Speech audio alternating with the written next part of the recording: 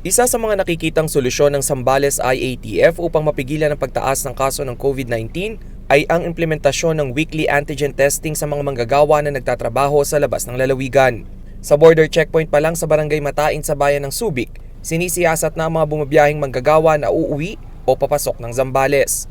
Ayon sa Provincial IATF, karamihan umano ng residente ng Zambales ay nagtatrabaho sa mga kalapit lugar gaya ng Olongapo City at Subic Bay Freeport Zone na may mataas na kaso ng COVID-19. Sagot naman na ng provincial government ang antigen test ng kanilang mga residente. Subalit ang mga manggagawa tulad ni Rico Kapalungan na mula pa sa Maynila, ikinababahala na ikaltas sa kanilang sahod ang bayad sa antigen test. Bilang isang delivery man, isa umano ang Zambales sa kanilang weekly destination para sa mga produktong ibinababa nila sa mga supermarket.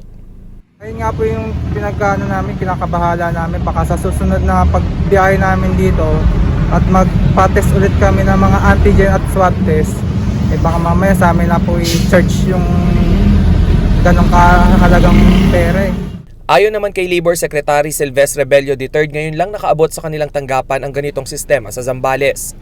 Kanila umano itong idudulog sa National IATF upang mapag-aralan. Hindi raw nila kinukwestiyon ang pag-iingat ng Provincial IATF, subalit kailangan tiyakin na hindi nagiging pasakit sa bulsa ng mga manggagawa ang ipinatutupad na health at safety protocols. I hope you can bring that to me formally so that I can make representation through the interagency task force. Sa kabilang banda, aminado naman ng DOLE na hindi sapat ang bilang ng bakuna sa bansa upang maturukan ang lahat ng mga economic frontliner. Wala pa tayong regular supply of vaccine, but kung meron kayong opportunity for the vaccination, i-grab nyo na yan. Sa buong Zambales, 60,833 ang nakatanggap ng unang dose ng COVID vaccine, habang 58,946 ang fully vaccinated. Malayo pa sa target eligible vaccine population na higit 450,000.